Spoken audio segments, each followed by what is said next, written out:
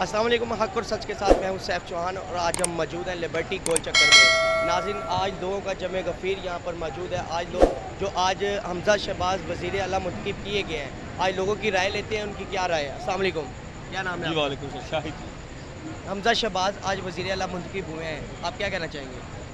मेरे ख़्याल से तो मैं यही कहूँगा कि मेरी सियासी तारीख़ में, मेरी ज़िंदगी में, मेरी 48 साल ज़िंदगी में सबसे भयानक दिन है कि पाकिस्तान जो है ये दुनिया का घटिया तरीन मुल्क साबित हो रहा है कि इस मुल्क में कोई हुक्मरानी नहीं है। जिसका दिल चाहता है, जिसको मर्ज़ी पैसे दे के रातों रात ख़रीद लेता है। अवाम की, इस दुनिया की, इन लोगों की, इन वोट देने वाले लोगों की कोई अहमियत ही नहीं है। अफसोस आज के दिन के ऊपर।